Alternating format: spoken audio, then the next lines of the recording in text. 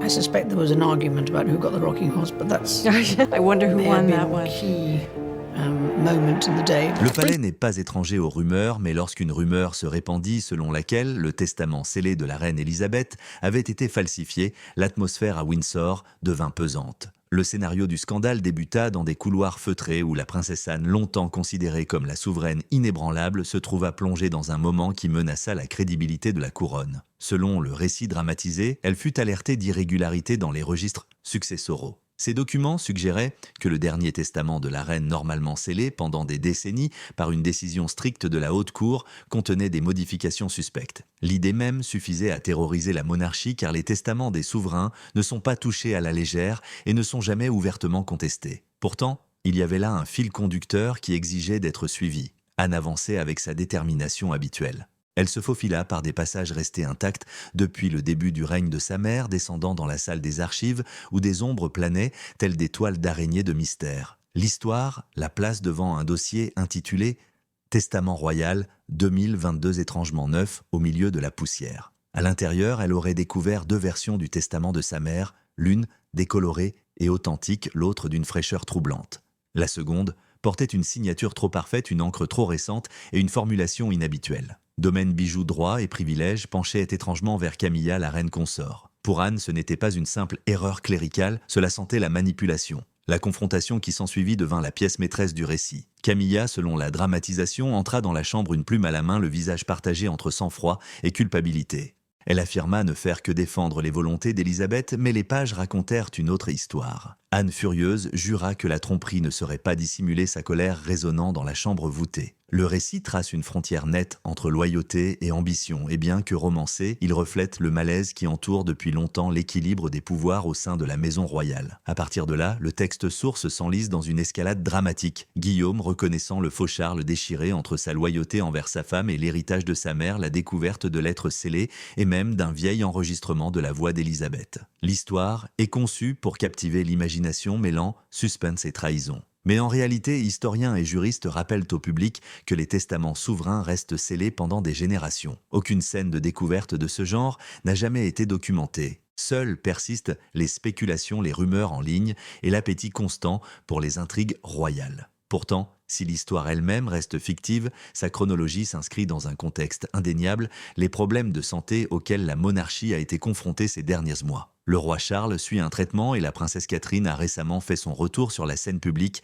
après ses propres problèmes de santé, suscitant une immense sympathie au sein du Commonwealth. Dans ce climat de fragilité même, les histoires infondées gagnent en popularité car elles témoignent d'inquiétudes plus larges quant à la continuité et à la confiance. Des médias réputés de Reuters à la BBC ont souligné comment chaque nouvelle santé ou annulation d'engagement suscite des débats sur la succession et la stabilité. Après tout, la monarchie repose à la fois sur le symbolisme et la confiance du public, et toute trace de discorde interne semble amplifiée. C'est pourquoi des rumeurs comme celle-ci trouvent un terrain fertile. Elles dramatisent ce que beaucoup craignent en silence, que des ambitions privées menacent l'intégrité de la couronne. Mais des commentateurs chevronnés soulignent que le cadre constitutionnel britannique est précisément conçu pour empêcher les caprices personnels de compromettre la continuité de l'État. Protocole juridique de précédents historiques et communication soigneusement gérée existent pour protéger l'institution. Le pouvoir de la rumeur ne réside pas dans la vérité, mais dans ce qu'elle représente, la crainte que l'équilibre fragile entre tradition et contrôle moderne ne se brise sous la pression. Vue sous cet angle, l'histoire d'Anne découvrant un testament falsifié relève moins du scandale littéral que de la parabole de la confiance.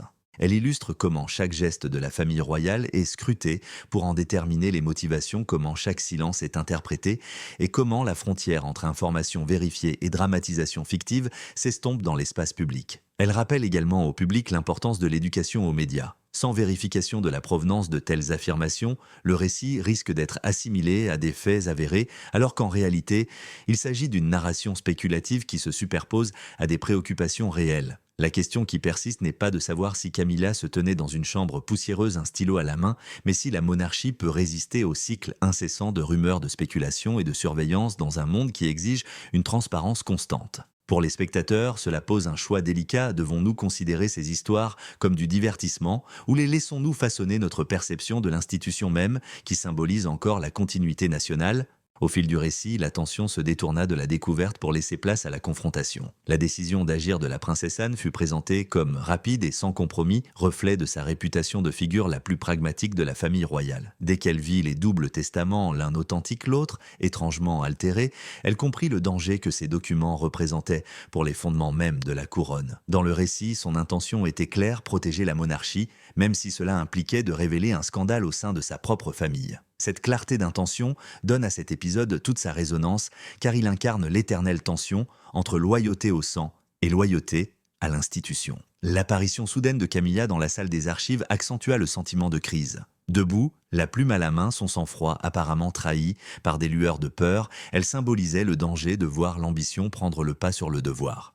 L'écriture décrit comment la fureur d'Anne grandit à la vue de l'encre fraîche sur l'héritage de sa mère. L'impression est théâtrale, mais elle traduit une vérité émotionnelle toute suggestion selon laquelle la reine consort tenterait de réécrire le testament final d'Élisabeth heurte directement les sensibilités publiques concernant l'héritage, l'équité et le respect de la voix de la défunte monarque. Lorsque le prince William est entré dans le champ, le récit s'est intensifié. On le voit comparer les documents, la colère grandissante, aux souvenirs des dernières conversations de sa grand-mère où elle évoquait le devoir, l'héritage et le rôle symbolique de Catherine. La version romancée prétend qu'il a immédiatement reconnu que la nouvelle signature était une contrefaçon, une insulte à la mémoire de la grand-mère qu'il vénérait. Sa réaction décrite en termes cinglants a dramatisé un choc générationnel, un futur roi confronté à ce qu'il perçoit comme une trahison au sein de sa propre famille. Pour le public, cela résonne comme un reflet de la façon dont les jeunes membres de la famille royale sont perçus comme des gardiens de l'authenticité et de la réforme chargés de préserver la confiance du public à une époque où celle-ci est fragile. La prétendue découverte d'enveloppes, scellées dans le bureau de Charles, a propulsé l'histoire vers une intrigue gothique. Une lettre portant l'inscription « À ouvrir seulement par mon successeur » est devenue le pivot narratif portant en elle le poids de la main invisible de la reine guide venue d'au-delà. Grâce à ce procédé narratif, les volontés de la monarque ont finalement été révélées désignant Catherine comme la véritable héritière de son héritage privé et limitant le rôle de Camilla au strict rôle de consort. De tels détails frappent le public à la fois de soulagement et d'effroi, renforçant l'idée que la défunte reine anticipait les conflits et cherchait à s'en prémunir. Une fois de plus, les historiens rappellent rapidement aux observateurs que le véritable testament de la reine Élisabeth est sous clé inaccessible pendant des décennies, et que toute enveloppe contenant des instructions personnelles serait traitée dans le plus grand secret. Rien ne prouve l'existence de multiples versions, ni que le roi détienne des lettres d'une clarté aussi sensationnelle. Ce récit est au fond une parabole qui se superpose à de réelles incertitudes. Mais le fait que de tels récits gagnent en popularité en dit long sur la situation actuelle de la Grande-Bretagne. La couronne se trouve à la croisée des chemins, confrontée à des problèmes de santé au sein de ses rangs supérieurs et à un public plus sceptique que jamais quant aux privilèges héréditaires. Ces derniers mois, les médias britanniques et internationaux se sont largement concentrés sur la santé du roi Charles et de la princesse Catherine. Chaque bulletin médical est décortiqué, chaque apparition annulée, passée au crible, et les commentateurs spéculent sur le rythme de succession. La BBC et Reuters sont toutes deux soulignées l'accueil extraordinairement chaleureux réservé à la rémission de Catherine du cancer, contrastant fortement avec l'image plus froide que le public a de Camilla. Ce contexte réel rend crédibles les récits fictifs de falsification de testament car ils s'accordent avec les sympathies et les soupçons existants. Lorsque Catherine est représentée portant des bijoux ayant appartenu à Élisabeth, cela est interprété comme une continuité symbolique la renforçant comme la véritable héritière de l'autorité morale. Pendant ce temps, Buckingham Palace a adopté sa stratégie habituelle du silence, ne répondant aux spéculations en ligne que par des apparitions soigneusement mises en scène. Ce silence, cependant, alimente le cycle de la rumeur. L'éducation aux médias devient essentielle car si les médias professionnels peuvent publier des informations avec prudence, les réseaux sociaux diffusent des histoires mêlant faits et inventions. Des analystes de Deutsche Welle et du Guardian ont constaté comment les théories du complot sur la succession et le favoritisme surgissent dès que la monarchie apparaît vulnérable. Le récit de la volonté forgée fonctionne au sein de cet écosystème véhicule des inquiétudes publiques quant à l'équité et à la légitimité. Les implications de tels récits dépassent le simple divertissement. Ils rappellent au public que même au XXIe siècle, la monarchie demeure un symbole disputé entre tradition et responsabilité moderne. Si la confiance s'érode, la stabilité constitutionnelle pourrait être remise en question, non pas parce qu'il existe un testament falsifié, mais parce que le peuple l'imagine. Cette perception à elle seule est puissante. Pour la princesse Anne, dépeinte comme la défenseur vigilante, l'histoire reflète sa réputation établie de femme impitoyable et intransigeante. Pour Camilla, le portrait souligne comment chacun de ses faits et gestes est scruté à la recherche d'opportunisme. Pour William et Catherine, le récit affirme leur rôle d'avenir moral de la couronne. Ce qui en ressort n'est pas un récit factuel, mais un reflet des tensions actuelles. L'histoire d'enveloppes cachées et d'encre suspecte illustre une vérité simple: la légitimité repose sur la confiance. Une fois cette confiance mise en doute, même les institutions les plus solides tremblent. La monarchie n'est aujourd'hui confrontée à aucun scandale de testament, mais elle doit constamment convaincre un public diversifié et moderne de la transparence et de l'équité de ses actions. C'est pourquoi ces récits romancés trouvent un écho. Ils font écho à la question déjà en suspens: la maison de Windsor peut-elle conserver sa crédibilité dans un monde qui exige des réponses plus rapidement que la tradition ne le permet? Le récit du Faux Testament s'est rapidement élargi à un examen plus approfondi du pouvoir et des protocoles au sein de la monarchie. Dans la version dramatisée, après que la princesse Anne eut découvert les documents suspects et que William eut exprimé sa fureur, l'affaire d'un conflit familial s'est transformée en une question de stabilité constitutionnelle. Le testament d'un monarque n'est pas seulement un registre de biens privés, c'est aussi un document symbolique qui reflète la dignité de la couronne. Toute suggestion de falsification déshonorerait non seulement la mémoire de la reine Élisabeth, mais risquerait également de compromettre la légitimité de son successeur. Dans le récit romancé, Anne insistait sur la retenue, arguant que l'intervention de la police engendrerait un scandale susceptible de briser la confiance du public. Son inquiétude reflétait un principe bien réel. La monarchie ne s'appuie pas sur la force de la loi, mais sur la préservation des traditions, du symbolisme et de la confiance. En s'abstenant d'impliquer Scotland Yard, l'histoire soulignait la fragilité de l'équilibre entre responsabilité juridique et préservation des institutions. Elle illustrait également le dilemme constant auquel est confrontée la famille royale, où la transparence est exigée mais où le secret est souvent utilisé pour protéger la couronne de l'embarras. L'introduction de Charles dans le récit a renforcé le drame. Il était dépeint déchiré entre deux devoirs, la loyauté envers son épouse Camilla et la loyauté envers la mémoire de sa mère. L'enveloppe scellée mise en scène qu'il tenait devint une puissante métaphore suggérant qu'Élisabeth avait anticipé les conflits potentiels et laissé des instructions pour les résoudre. En vérité, les historiens nous rappellent que les testaments souverains sont toujours scellés pour des générations. L'idée même que de multiples lettres ou enregistrements face sur face après la mort de la reine relève de la spéculation, mais sa popularité reflète un besoin de clarté et de certitude du public en cette période de problèmes de santé pour la monarque. Ces détails fictifs doivent être replacés dans le contexte réel de la pratique constitutionnelle. La Haute Cour ordonne le scellement des testaments royaux spécifiquement pour empêcher que les litiges ne soient rendus publics.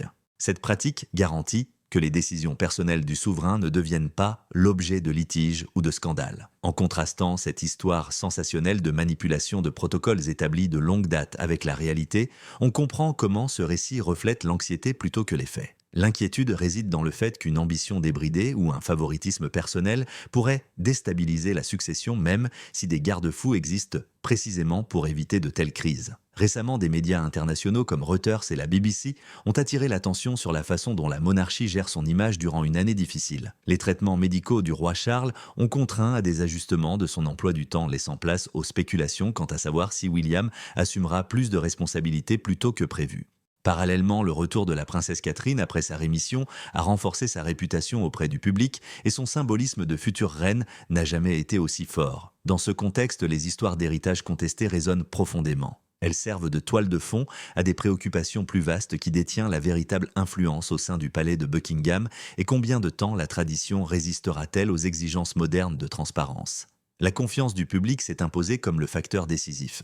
Des sondages menés au Royaume-Uni durant l'été de cette année suggèrent que la confiance envers la monarchie a fluctué, les jeunes générations étant plus sceptiques quant à son rôle. Les commentateurs de la Deutsche Welle ont noté que si la sympathie pour Catherine grandit, la suspicion envers Camilla persiste ancrée dans des décennies d'histoire complexes. Cela crée un terreau fertile pour les récits, la dépeignant comme égoïste même lorsqu'ils sont dramatisés plutôt que documentés. Le scénario du Faux Testament prospère car il s'inscrit dans des récits préexistants de rivalité et d'ambition. L'analyse des perspectives de succession révèle la vulnérabilité de la monarchie. Chaque apparition, chaque nouvelle de santé et chaque geste symbolique revêtent une importance considérable. Lorsque Catherine est apparue en public avec une broche de la collection d'Élisabeth, les médias ont interprété cela comme plus qu'un simple effet de mode. Il s'agissait d'un signe délibéré de continuité rappelant au public son lien avec l'héritage de la défunte reine. A l'inverse, la présence de Camilla est souvent décrite avec un regard critique, comme si tout geste pouvait laisser présager une ingérence excessive. La manipulation fictive du testament ne fait que dramatiser ce contraste persistant,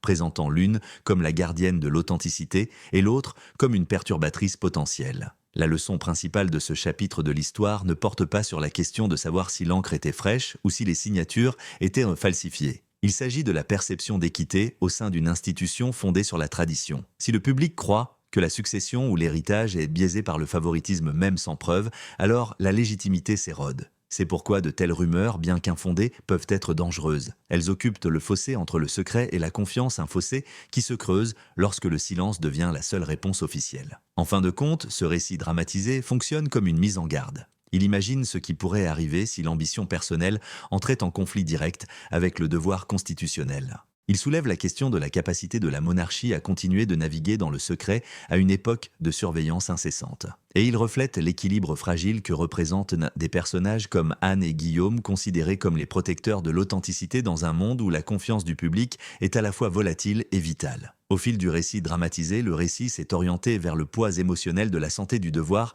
et de l'empathie du public. Dans cette version, le testament falsifié servait de toile de fond aux difficultés actuelles de la monarchie. Le récit rappelait au public qu'aucune institution, même aussi chargée d'histoire que la maison de Windsor, n'est à l'abri de la vulnérabilité humaine. Ce qui conférait à cette découverte fictive sa force dramatique n'était pas seulement l'accusation de falsification, mais le contexte d'une famille déjà accablée par la maladie et le changement. Dans la vie réelle, le roi Charles suit un traitement contre le cancer. Ses apparitions sont soigneusement encadrées et chaque déclaration du palais est scrutée par les médias nationaux et internationaux. Reuters a rapporté que sa santé est devenue un thème dominant non seulement dans la couverture politique, mais aussi dans les discussions sur la succession et la stabilité. Parallèlement, le retour de la princesse Catherine à la vie publique, après l'annonce de sa rémission, a été accueilli avec une chaleur extraordinaire. La BBC a décrit son premier discours de retour en public comme l'un des moments les plus émouvants de l'année, le public percevant en elle un mélange de résilience et de grâce. Cette juxtaposition de fragilité et de force a amplifié la sympathie du public et renforcé la valeur symbolique de Catherine comme figure stabilisatrice. Le récit fictif du testament modifié s'appuyait sur ces sentiments. Il présentait Catherine comme l'héritière symbolique choisie par Élisabeth, renforçant son image d'avenir de la monarchie. À l'inverse, Camilla était dépeinte comme une figure ambitieuse dont l'ingérence présumée la faisait passer pour une perturbatrice de la tradition. Cette dynamique résonne fortement dans l'opinion publique où Catherine est systématiquement considérée comme une femme de devoir, tandis que Camilla reste associée à la controverse. La dramatisation a amplifié ce clivage, faisant écho à de véritables débats sur la légitimité et la continuité. L'empathie du public a été l'un des atouts les plus puissants de la monarchie pour surmonter ces difficultés. Lorsque Catherine a annoncé son diagnostic plus tôt cette année, la vague de soutien a été immense. Les rues étaient remplies de fleurs de cartes et de vœux. Les analystes de la Deutsche Welle ont observé que ces gestes témoignaient du lien durable entre la monarchie et le peuple, ancré moins dans la nécessité constitutionnelle que dans une connexion émotionnelle. Dans ce contexte, la dramatisation de la trahison au sein du palais n'était pas seulement un divertissement, mais aussi une projection des craintes que ce lien puisse être mis en péril si des figures associées à la méfiance gagnaient trop d'influence. Le poids du devoir joue également un rôle central tant dans la fiction que dans la réalité. Pour Anne, cette découverte fictive a souligné sa réputation de travailleuse infatigable, cherchant rarement la vedette, mais remplissant ses engagements avec constance. Le récit a exploité cette image, la présentant comme la gardienne vigilante qui agit non pour son profit personnel, mais pour la préservation de la couronne. Ce portrait résonne avec l'image que le public se fait d'elle, inébranlable, dévouée et courageuse face aux défis. La réalité du devoir a également été mise à l'épreuve par la maladie du roi. Charles, réduisant sa charge de travail, d'autres membres de la famille ont pris le relais pour représenter la couronne. Guillaume et Catherine ont assumé une part plus importante, renforçant leur position de figure centrale de l'avenir de la monarchie. Cette redistribution des responsabilités n'est pas une fiction, mais une réalité, et elle soulève d'importantes questions quant à l'évolution de la monarchie dans les années à venir. Le Financial Times a souligné que l'institution doit concilier tradition et exigences modernes en préservant la continuité tout en s'adaptant à l'évolution des attentes. Dans ce contexte, les rumeurs et les récits fictifs comme ceux de la Falsified prospéreront car ils reflètent des angoisses réelles. Ils dramatisent ce que le public pressent déjà, la monarchie se trouve à un tournant fragile où crises sanitaires et changements générationnels se croisent.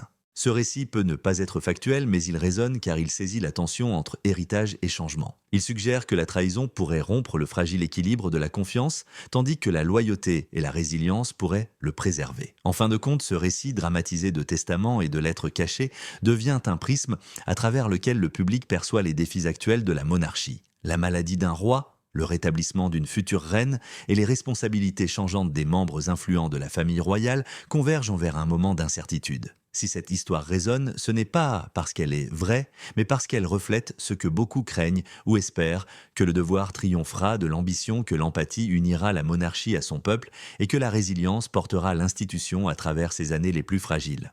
Alors que le récit du testament modifié se répandait au-delà des murs du palais, l'attention s'est inévitablement portée sur le rôle des médias et le contraste saisissant entre rumeurs et informations vérifiées. Le récit dramatisé a montré la rapidité avec laquelle la prétendue découverte s'est transformée en véritable scandale une fois les rumeurs parvenues à la presse. Journaux, tabloïds et médias en ligne ont publié avec empressement les détails de la prétendue falsification, présentant des comparaisons de signatures et de clauses. L'image de la réécriture des derniers humeaux d'une reine était suffisamment sensationnel pour faire la une des journaux malgré l'absence de preuves concrètes. Cela reflétait la réalité de la circulation de l'information à l'ère moderne. Une fois qu'une rumeur prend de l'ampleur, elle peut éclipser les informations vérifiées, en particulier lorsqu'elles concernent la famille royale. Les analystes de la BBC et de la Deutsche Welle constatent depuis longtemps que les histoires concernant les Windsor suscitent une attention disproportionnée.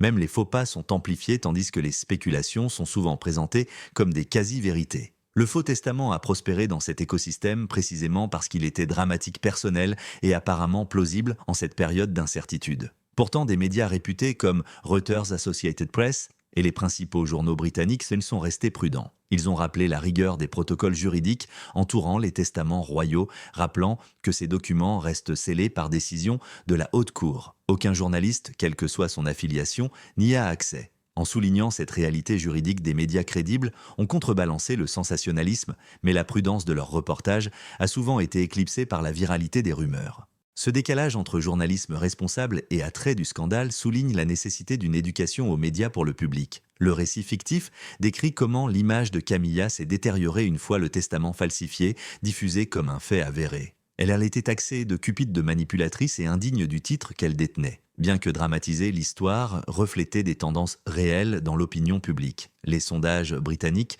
ont montré que la sympathie pour Catherine et William est systématiquement plus forte que pour Charles et Camilla. Chaque nouvelle controverse, qu'elle soit fondée ou non sur des faits, renforce ce clivage. En ce sens, le testament falsifié a servi de parabole sur la façon dont la perception peut prendre le pas sur la vérité. Pour les spectateurs, le récit a souligné l'importance de distinguer rumeur et réalité. L'agent de sécurité fictif qui hésitait face à Anne et Camilla représentait une question symbolique: qui croire face à des récits contradictoires. La monarchie elle-même a souvent été confrontée à ce dilemme. Le silence a longtemps été sa stratégie privilégiée, mais à l'ère de la communication instantanée, il est souvent interprété comme une confirmation. Les spécialistes des médias soulignent qu'en refusant de s'intéresser aux rumeurs, le palais risque de céder le contrôle du récit à ceux qui se nourrissent de spéculations. Ces derniers mois, les principaux médias ont largement couvert la manière dont la famille royale gère ses communications en temps de crise. Les nouvelles sur la santé de Charles, le rétablissement de Catherine et la visibilité croissante de William sont soigneusement planifiées, conçues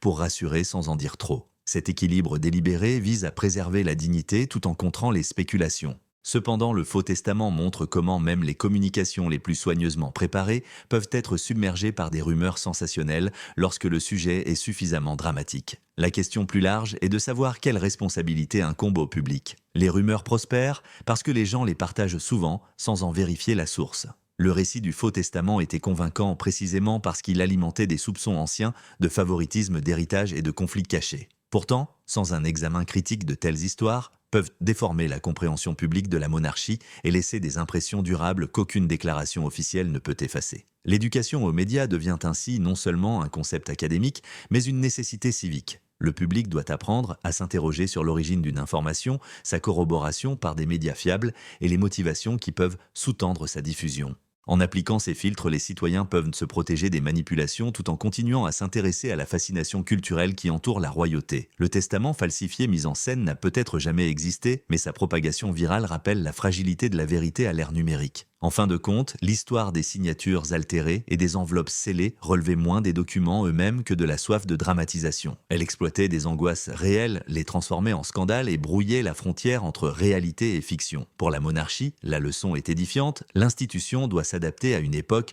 où la transparence est exigée et où le silence ne protège plus comme autrefois. Pour le public, la leçon est tout aussi claire, le discernement est essentiel car dans le conflit entre rumeurs et reportages, l'avenir de la confiance est en jeu. Tezan votre quoi, tizan quito. Le roi Charles, quant à lui, apparaît tiraillé entre sa loyauté personnelle et son devoir envers l'institution. Cette tension met en lumière le défi du leadership dans une monarchie qui doit concilier famille et symbolisme national. La résolution fictive décrivait l'affaiblissement de l'influence de Camilla après la révélation de la vérité. L'opinion publique s'est vivement retournée contre elle, la présentant non pas comme une incomprise, mais comme une manipulatrice. Elle s'est retirée des projecteurs, tandis que Catherine s'est symboliquement manifestée, portant des bijoux ayant appartenu à Élisabeth, renforçant ainsi son lien avec l'héritage de la défunte reine. Cette image était puissante car elle reflétait la sympathie réelle pour Catherine, devenue l'une des figures les plus admirées de la famille royale, surtout après ses problèmes de santé publique. Les détails fictifs se sont estompés avec la réalité actuelle, alimentant l'idée que Catherine incarne la continuité, la stabilité et la résilience. En réalité, la monarchie fonctionne selon des cadres bien plus stricts. Les testaments sont scellés, la succession est protégée et les conflits internes sont rarement, voire jamais révélés au grand jour. La dramatisation peut exagérer les événements pour créer un effet dramatique, mais son attrait durable réside dans la façon dont elle reflète de réelles incertitudes. La monarchie est confrontée à des questions de crédibilité, de pertinence et de responsabilité moderne. Ce sont ces questions qui captivent le public et non l'existence même d'un testament falsifié. Sur les grands médias comme Reuters, la BBC et Al Jazeera, l'attention est restée centrée sur les véritables défis de la santé et de la transition. L'agenda réduit du roi, la position publique controversée de la reine consort et la visibilité accrue du prince et de la princesse de Galles sont autant de facteurs qui façonnent le récit d'un changement générationnel progressif. Les commentateurs ont souligné que la survie de la monarchie dépend moins de secrets spectaculaires que de sa capacité à inspirer le respect dans une société qui exige la transparence. L'histoire dramatisée des faux documents devient le symbole d'une vérité plus vaste, la couronne n'est forte que par la confiance qu'elle inspire. Pour l'avenir, les analystes suggèrent plusieurs scénarios plausibles.